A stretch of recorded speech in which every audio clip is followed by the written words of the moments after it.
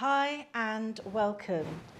Today I'm going to talk to you about some of the things that we have been told about dairy and how dairy impacts our well-being and some of the things that we can dispel about the myths about dairy, because as you know, we're told that dairy is good for our health in terms of calcium building for our bones, and some of the information is far from the truth. Now, you might know I'm working closely with some people at the moment, and we're going on a kind of like health planning, healing journey. And I work on a strategy with them to get them to better well-being, depending on the type of illnesses or prevention that they need. And one of the things that was brought up to me recently was dairy, because one of my clients has issues with protein in the liver. She's also got some calcium deficiency issues. And we're told that calcium comes a lot from our dairy products. And her question was, can I add dairy with certain foods? So I gave her some information in her planner, and we had a chat about it. And I thought I wanted to come on here to share some of the myths about dairy and the things that we're told about how it can actually impact on our well-being positively. But I found a really good actual article which gives me a lot of different studies, references, and information which I want to share for you, and you can get the link to it down below, because it has all the studies linked to all the information that I'm going to give you. And this is from the Physicians Committee for Responsible Medicine. So it's coming from a very good source with the research that's all done. It contains everything that I wanted to give you, plus the links to all the research studies. So I believe that somebody's online here. Good afternoon, Yumi. Thank you for joining us on the live this afternoon, or this evening, I should say. So I'm here to talk to you about to dispel some of the myths about dairy. And I've found this really good research site by the Physicians Committee for Responsible Medicine. And it talks about the health concerns about dairy. So I'm just going to share some of the things that I've got here, and give you talk about some of the studies linked to it, and you'll get the link to all this information. So the first thing is that milk and dairy products are a top source for saturated fat, if not the top source of saturated fats. And it's in a lot of people's diet, and it contributes to so many diseases such as type 2 diabetes, as well as heart disease and Alzheimer's disease. And studies have also linked dairy to increased risk of breast and ovarian and prostate cancers. And that's connected to the hormones that are in the milk. So it causes us hormonal imbalances. But I'll explain a bit further as I go through the information that I've got here for you. So let's talk about the saturated fat and heart disease. Now, according to their statement, milk and dairy products are the top sources of artery clogging and saturated fat in our diet. And milk products also contain cholesterol. And diets high in saturated fat and cholesterol increase the risk of heart disease, which means that it's one of our top killers. And cheese is especially dangerous, and typically cheese contains about 70% fat. Now, let me just say, one of the things that I picked up when I was doing my work, when I had a presence, at health fairs, I'd have people coming to me who had developed lactose intolerance, Also, I was working as a natural head chef in a preschool, and they wanted a natural chef because of a lot of these allergies to dairy and lactose intolerance in infants and children produce enzymes that break down lactose. But a lot of people are also developing lactose intolerance later on in life. Now, the sugar found in breast milk and cow's milk, there's sugar found in breast milk and cow's milk as we grow up.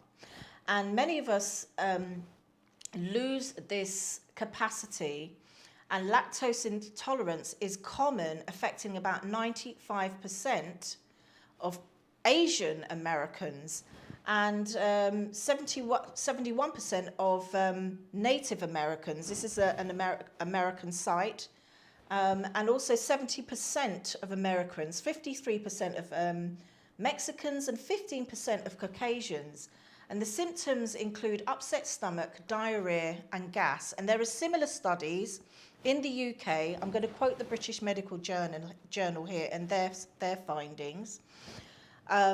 Now, one of the common myths that we're told about is that the calcium content is good for our bones.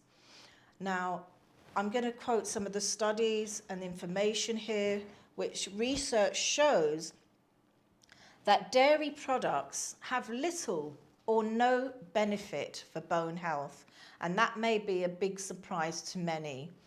According to an analysis published in the British Medical Journal, most studies fail to show any link between dairy intake and broken bones or fractures.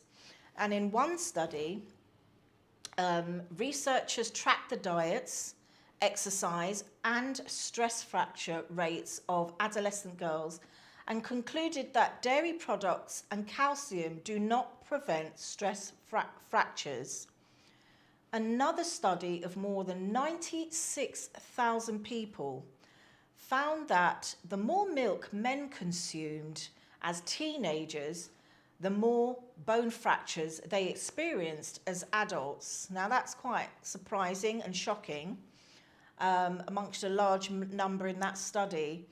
And there's a link here to learn about how to build strong bones on a plant-based diet. And people don't realize that's completely possible, because the calcium that I get eating plant-based comes from the natural source of foods that the animals are eating. And that's if they are grass-fed, because a lot are being fed soy. They're developing inflammation, cysts, and they're given antibiotics. So there's a lot in the milk that we shouldn't be consuming. And of course, the cows are given hormones to keep producing milk all their lives until they're completely exhausted and can't produce anymore, and they're worn out and they die. And that's the real truth. Now, cancer. This is a big issue, and it does have a lot to do with dairy being an inflammatory food, if you want to call it a food, not for me. But research has linked the high fat content and hormones in milk, cheese, and other dairy products to breast cancer. One study of nearly 10,000 women found that those who consume low-fat diets have a 23% lower risk of breast cancer reoccurrence. They also have a 17% lower risk of dying from the disease. And just one thing to note here is that when I coach people in terms of reversing illness, dairy is one of the first things that we wean out of their diet or eliminate straight away. I have a lady who's been vegetarian for a number of years. She's now suffering with type 2 diabetes. She's developed an infection, and we're working along to help her reverse it. And one of the things she wanted to do was lose some weight, and she has done already within, probably 3 phone calls with guidance and a healing planner. We're getting somewhere. And the type of diet that I introduce, I'm a plant-based nutritionist, so I incorporate a lot of whole foods, and the balance of minerals as well as vitamins are incorporated in some of the menus, and also specific meal plans, recipes that I put together for them to follow. So they're getting the, focused support that they need. And I'm looking for 3 more people at the moment to work with. Now that I've sort of settled with some of the people that I'm working with, we've got strategy in place, and we're implementing, change. So I have 3 more spaces available, and I'll put the link below so that you can get in touch for more details.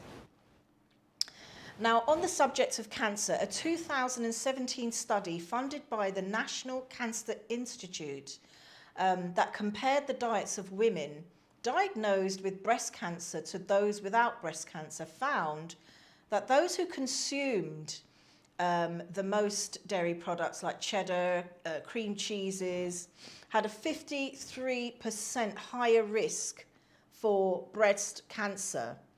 And things like cream cheeses and cottage cheeses, I think cottage cheeses is seen as a low-fat substitute when having cheeses. But as you can see, there are studies to prove that these are not health foods, and these are not giving us the well-being effects that we expect from calcium. Now, the life after cancer epidemiology study found that among women previously diagnosed with breast cancer, those consuming 1 or more servings of high-fat dairy products, example, again, cheese, ice cream, whole milk, daily, had a 49% higher breast cancer mortality compared with those consuming less than 1/2 serving daily.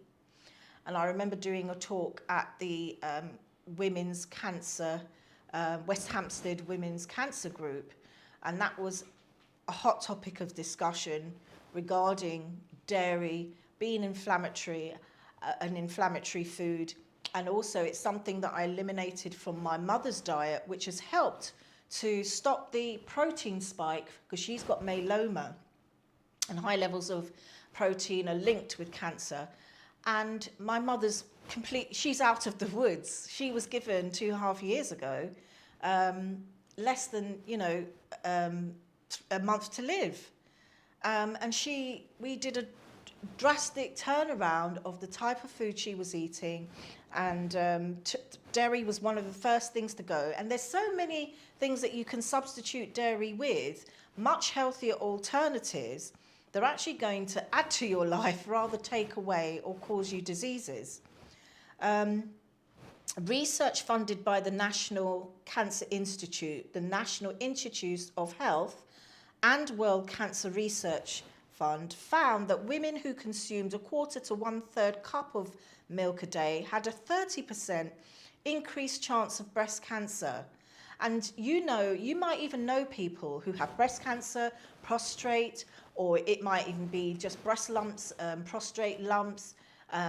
These are caused by these type of inflammatory foods, particularly dairy as well. And high intakes of dairy products, including whole milk, even low-fat milk, increase the risk for prostate cancer.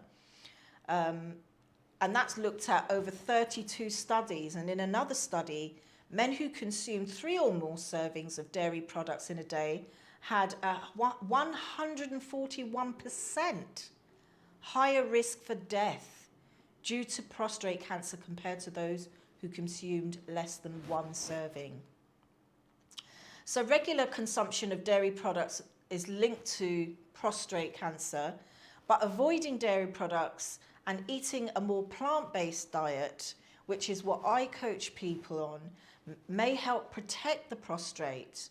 And also, a study published in the American Journal of Clinical Nutrition found that men who followed a vegan diet had a 35% lower prostate cancer risk than those following a non-vegetarian, ovo-vegetarian or pesco-vegetarian or semi-vegetarian diet. Now, here's just a little write-up about some of the health concerns about dairy in their fact sheet, and they summarize it by saying, you know, many people, including vegetarians, still consume a substantial amount of dairy products. Government policies still promote these products, as we well know, despite scientific evidence, okay? And just to say, there's scientific evidence out there to prove the reverse of diseases, particularly type 2 diabetes, which is so common, and I'm working with those people now. You know, that questions their health benefits and indicates potential health risks concerning dairy. And though dairy is marked as an essential food for strong bones, which is the most biggest myth going, there is more to the story.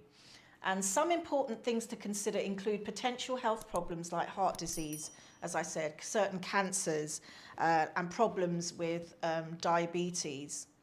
And that just concludes this really comprehensive article that I've just given you, which I'll put the link below, from the Physicians Committee of Responsible Medicine. So that's coming from a very genuine source, and that's the information that I always try to put across to my clients.